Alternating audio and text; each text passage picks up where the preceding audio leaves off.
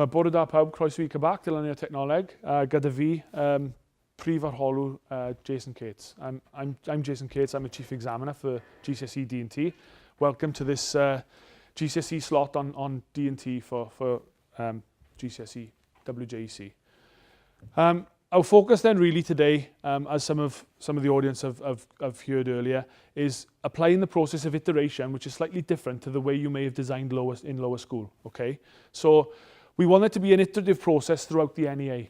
So iteration is basically the act of thinking about a problem, coming up with some ideas, testing those ideas, and then evaluating, and then going back to the start and reiterating. Okay. Hence that word reiterate, where you're going around and around in circles, thinking, designing, modeling, prototyping, testing, evaluating, thinking again, and so on. And it's that approach that we want to see as a heavy part of your NEA when you submit your work this summer. Okay. Understanding the context is critical. So we've got understanding the problems, all the problems out there that you could tackle. Okay. Based on your hobbies and interests and things. And then on to the thinking, the ideas, development of those thoughts, initial thoughts, the testing, and then the analysing. Okay, so if we look at these in a little bit more detail, in my school, I say to my students, in terms of understanding the context, I need you to demonstrate to me exactly what problems occur. So if you're into sport, where are the issues? Where are the design possibilities? Where are the problems? Show me where they are. Is it during exercise? Is it after exercise? If you're a cyclist, is it wearing a helmet, being more visible? Is it drinking water regularly? Is it puncture repair kits? Is it pumps? Is it taking on gel bars if you're cycling long distances? Is it rehydrating at regular intervals? What are the issues? And an understanding of the hobby or interest that you've got is critical, because you can come up with a broad range of possible problems that you're aware of that you could tackle as your project. Yeah. So what are the problems that occur? Identify a range of those. So we want a number of them. Okay. The more, the better. The more problems you can identify, the better you look as an analyst. Okay. So you're going to score higher marks. So we want as many as you can produce for us. What happens? What happens when you see this problem occurring? What goes on? What happens with the user? What are the conditions like? What is the timing like? When does the user have the problem? So you've got an understanding then of the design issue. Okay. What's the result? What happens as a result of the user struggling with whatever it is? What are the needs and wants of the user? What does the user require? What does the user need to have to stop this problem from happening? So a lot of these bits of analysis are going to come from your users, your target market. So you need to know exactly who they are, and regular contact with those users will help you, because they'll continually give you the feedback and analysis that you need to move your design idea forward. Okay. So what needs to be prevented? Empathize with the user. Sometimes you'll be designing a product for somebody who does things that you don't do. So it could be for a cyclist. And if you're not particularly into cycling, you're not really going to understand what the problems are for the cyclist. So it may be time to jump on a bike and go and find out for yourself. So you empathize with the user, which will give you a better, clearer understanding of the problem to tackle the designing. Okay. Present possible design problems. So think about what the problems are and maybe present them in a design brief sort of format. So if you can produce 5 or 6 design briefs, that's a nice broad range of possible problems that you could tackle. Okay. Thinking then, we want you to think at the start by doing some sketching. All the ideas you have in your head that are bouncing around quickly, we want those to be quickly drawn on paper. Okay, we don't expect those sketches to be neat and tidy. We want them to be rough, quick, thumbnail sketches, development sketches. No need for lots of detail and labeling. Just get those ideas down on paper. Okay, it's a basic recording exercise. So you're thinking about the problem, you're recording all your ideas, and then perhaps at a later date, on a different lesson, in another lunchtime, or when you go home, you'll revisit those ideas from the lesson.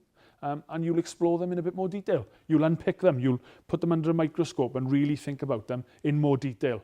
Okay? So again, the quick developmental ideas, they are to get breadth, to show all your ideas and how many ideas you have, okay? So a wide range, a full spectrum of initial thoughts. We don't expect those to be really detailed, well-drawn, well-presented, annotated ideas with measurements and everything else on, okay?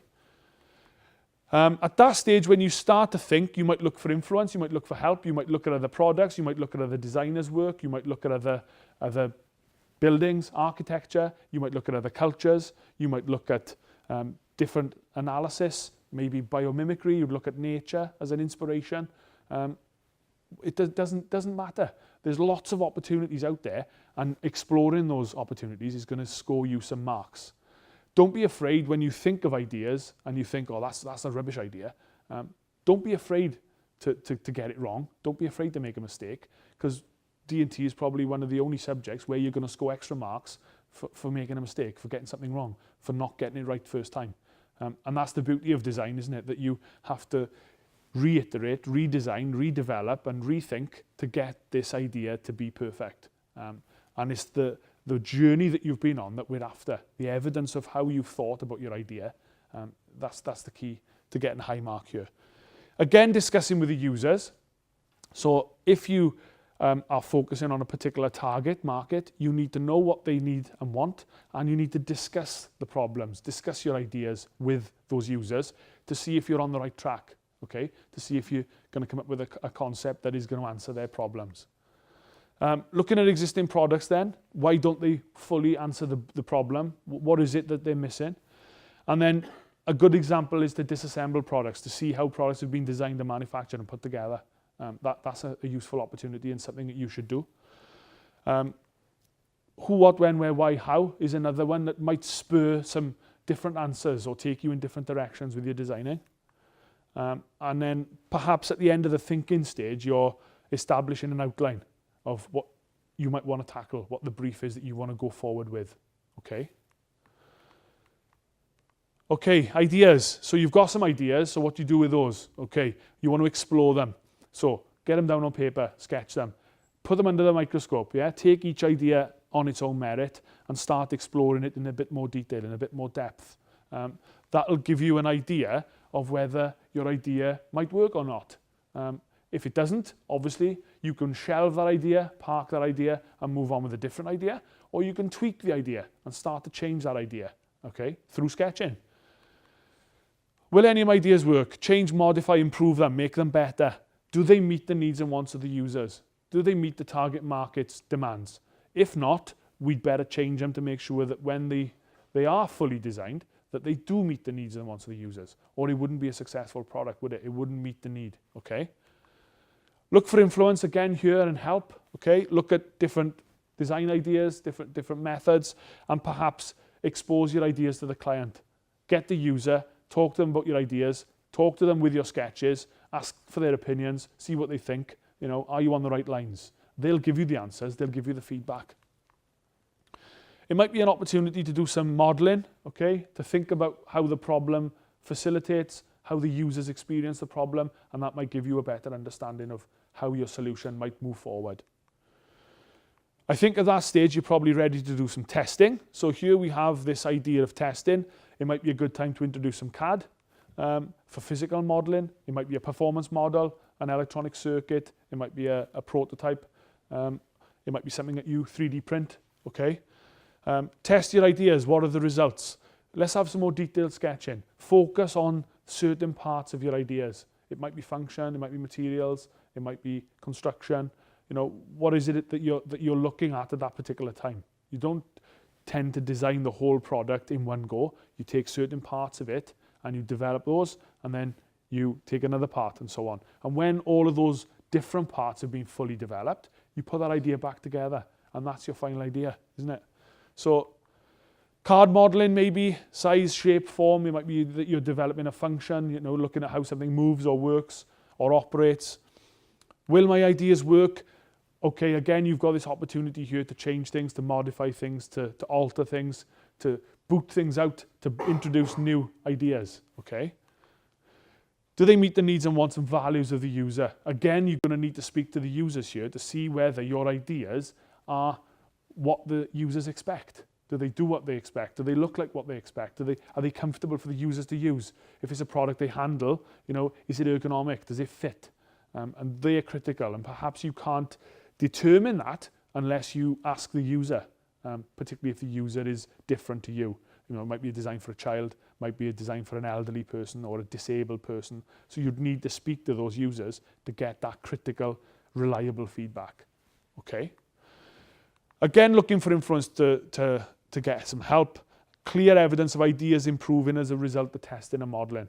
Okay? So I say to my students, what are you going to do today? What are you going to test? What modelling are you going to do? Okay? Why are you going to do it? I'm going to try and find out this, this and this. Okay? Go away and do it. Let's have some photographs. Let's have a look at your model. What happened? What was the result of the modelling? What have you learned? Okay? And then, what do you need to do next? As a result of doing that modelling, does your idea work? No, not quite. Okay, so what do you need to do? What do you need to do to improve it? And it's that story of the steps of modelling and prototyping that we want to document to submit as part of this NEA. Okay, analysing and reflecting. This is the serious part, because this is the bit where you have to take a step back and you have to think, okay, I've done this bit of modelling, I've done this bit of thinking, I've done this sketch, I've got this idea. Does it actually work? What do I need to do to make it better? Does it meet the needs and wants of the users? If not, how do I change it? How do I make it more successful? And it's not a description, okay? We don't just want, I got some card and scissors and a glue gun and I modelled this and I really like the shape. That's very descriptive and it's your opinion. We want, I got some card and a glue gun and some scissors and I modelled the shape and I found that it met all of the specification criteria in my spec for the shape and the form. And when I showed it to the users were really positive about how it looked, how it felt, how they held it, how it worked, or how it sat in their hand, or how they wore it if it was a garment. Okay? So we want that depth, which goes a bit further than just a description. Yeah? What do the users say? What's their feedback? Identify areas for further work, further development, further modelling or prototyping or sketching or thinking. Okay? How can my ideas be improved or developed? Look for influence and help again. And then you've got this reiterate. So we've done one full circle, one full rotation of the think, idea, test, and evaluate. And then we rethink, retest, and so on. Okay? There are no real starting points, are there? There are lots of pick up and drop off points. There are lots of opportunities for you to stop and go away and do something else. There are lots of opportunities to shelve ideas and park ideas and put them to one side and say, I don't really think I'm going anywhere with this one. I'm going to pick up on another one. I'm going to pick up where I left off last week on my whatever it was. So don't think that this process has got to be one step after another, okay? It's not a linear process. It's a cyclic process. It's you going around and around until you get to a situation where you've designed and developed and improved a product to the point which it can't be improved anymore. Yeah, and that's your final idea. So there's an unlimited sort of cyclic approach here. How many times do I have to go around this circle? Well, as many times as it takes. Yeah, as many times as you need to. It depends where your idea is as you are rotating around that cycle. It's a think, test, evaluate culture. That's what you need to be doing, okay? In your workshops, in the classrooms, at home, with your teachers, with your sketchbook, with your thoughts, with your models and prototypes. It's this idea of thinking, modelling, testing and evaluating. And that's a constant thing that should be happening. Okay, when you get to a stage where you've got your idea, then you know you want to produce this particular product. You've developed it fully. You know the materials you're going to use. You know the shape and form, the sizes. You know how it functions. It's time to think about manufacture. We want a bit of a production plan so that you know the stages and sequences you're going to go through to produce this product. Then you construct the product.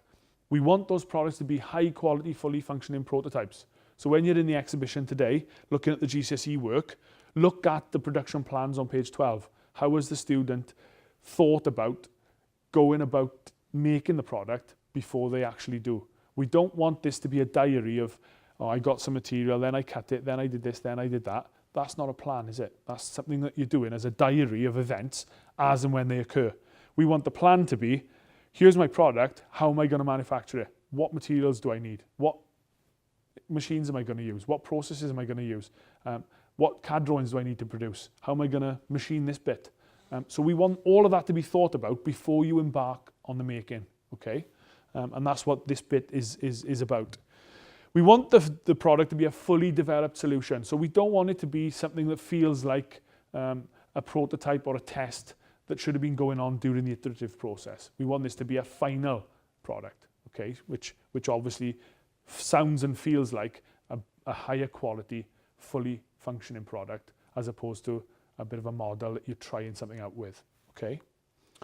We want products to fully meet the spec, and we want them to fully meet the needs and wants of the users. So how do we know what the user wanted from our product? Well, that was in our spec, wasn't it?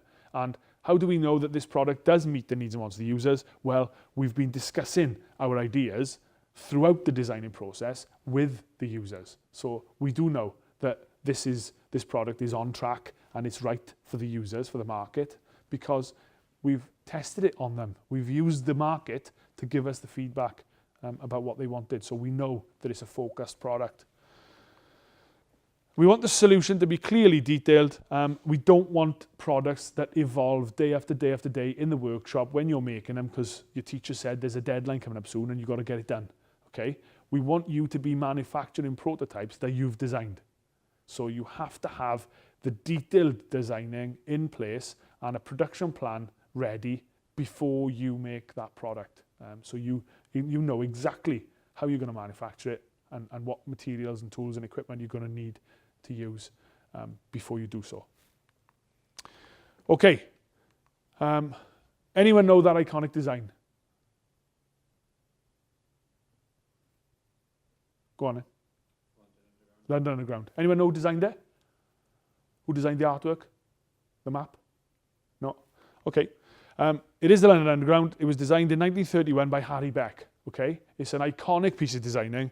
Lots of metro systems and rail systems have been modelled or pictured in this way since this design. Okay? A very complex underground system, very well produced in a graphic like that. Okay? If you wanted to get from, I don't know, Gloucester Road, which is here, up to Regent's Park, which would be the best way to go? Is there only one way? Is there only one route? No, you'd have to change, wouldn't you? Yeah? You're starting on one line, you'd have to go to another junction, you'd have to get off, you'd have to go on a different line. Maybe you'd have to change 3 or 4 times, okay? If on a particular day, one station was closed, you'd have to go to a different station. You'd have to take a different route, okay? This underground map links us up to our D&T underground, okay? Our D&T underground looks like this. On June the 1st, in year 10, you identify a need. You start thinking about a context.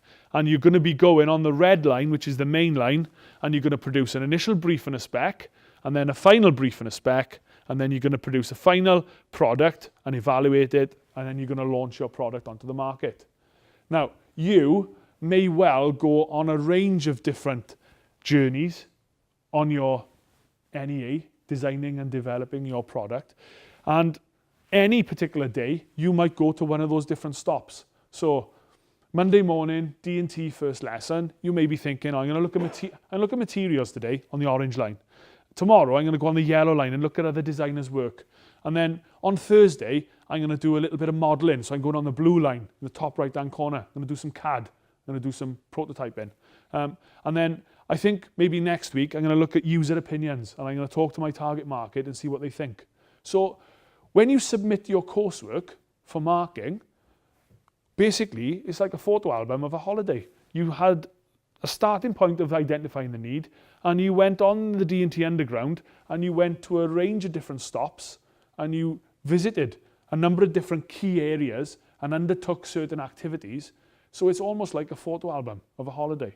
Yeah? Your NEA is a record of what journey you've been on with your design idea, how you've been tackling that idea, and what strategies on the screen there that you've used to design and develop and refine your product to a final solution stage, okay?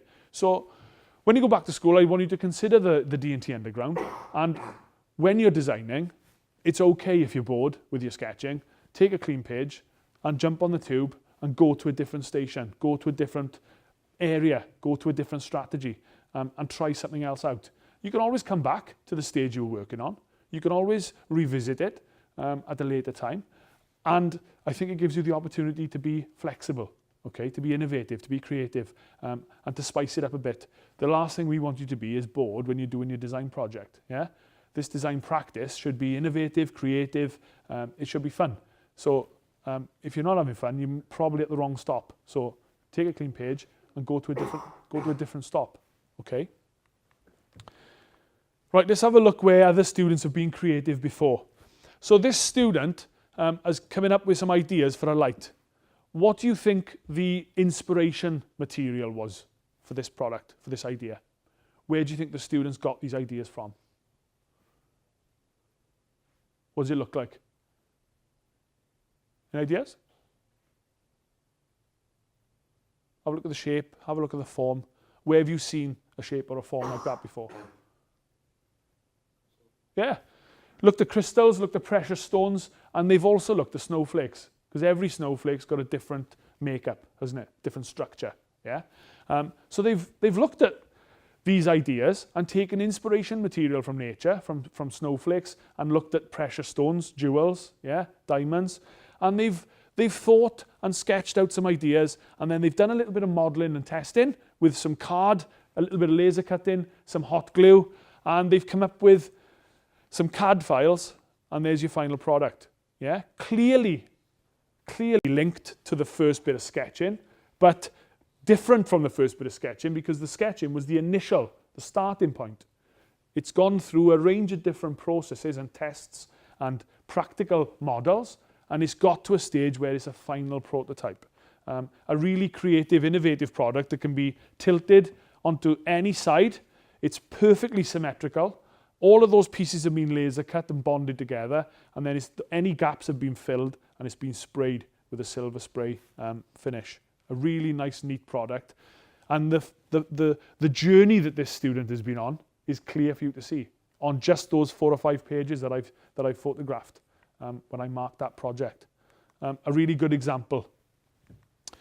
This one is a desk. So the student has thought about primary school kids working in a small space and in a primary school classroom, and like secondary school, they stay in that room all day. So if they're doing some maths, or they're doing some English, or doing some art, or doing some D&T, or whatever it is, they're in the same room. So they need to get out certain bits of specialist equipment. So this student is designing a desk to be used by primary school students. So you can clearly see the thinking and the ideas at the start. Then you can see the more detailed ideas and the thinking coming next, and there's your final product. A stackable table that can be one on top of the other, modular, yeah, to put a stack of them in the corner, so it saves space for the teacher, and the A-frame on the ends there allows this product to stack like your school chairs. Yeah, really good thinking, really good idea, good evidence of designing and modelling. This lamp then is really creative. It's based on a Venetian blind. When you pull the string on the blind, the slats close, and that student has taken this into their designing.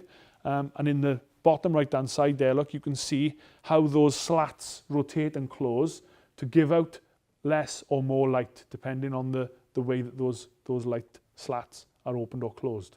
Yeah, not just a lamp, is it? It does a bit more. Yeah, there's some creativity, some clever thinking gone in there. And that idea has been taken from Venetian blinds. So it's not a new idea, it's already there. It's just been applied to this design in a slightly different way. One of the projects that's on display upstairs is the Textiles Project here. A really nice, well-produced overgarment that's been laser cut. So clever use of laser cutting to produce a fabric item like that. Have a look at it upstairs later. The lamp on the right-hand side there is a study lamp, but it's also able to be taken away from the base and used as a torch. So it's portable. There's a magnet inside which holds it in place when it's part of the lamp, but it can be taken away obviously and detached and used as a handheld device. So again, there's a little bit of clever thinking there. There's a dual purpose to this product, and that makes it a little bit more interesting and a better design than if it was just a lamp, doesn't it? Yeah, it goes a step further. Okay, multiple storage boxes that go together and form one box. That's a really good idea. And a garden light that can be used as a spike in the ground, or as a table center, or as a standard lamp. Yeah, clever thinking. The innovative part of this is the little device at the bottom, the prongs, that allows this design idea to be added to different bases to make it modular or multi-purpose. Yeah, a really clever way of thinking. If you're doing textiles, fashion and textiles, there's lots of different design strategies to be tapping into. You know, sketching and testing is fine. Modeling different materials, different manufacturing methods, different construction techniques. Using little dolls or dummies to put products on to see what they would look like. Yes, in a miniature sort of way, but it gives you an idea of how the target market might receive the idea. Yeah. So these are all really good strategies that I would expect to see either in a photograph, either on the bench as part of your submission for your project, or photographs printed out in your folio. Or maybe there'd be a laptop or a tablet or something with a PowerPoint with a load of photographs just rolling on there, giving evidence of the designing that you've done, giving evidence of the different strategies or the different stops on the underground that you've been getting off at and trying, okay, as part of your designing. Some graphical work, lots of laser cutting there, looking at headed paper, looking at corporate identity, looking at logos, looking at coming up with concepts for different suites of products to display promotional information for a particular company. Display stands, etc. There's a list of some design strategies that you might like to try in school.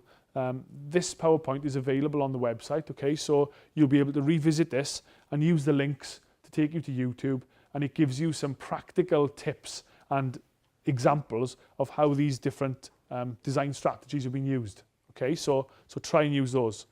One thing I would say with your teachers, definitely discuss the marking criteria that you're going to be marked against. Yeah, before you play any game, you want to know the rules, don't you? Yeah, so think about the marking criteria. There's 5 different marks available for this NEA. Identifying design possibilities are 10.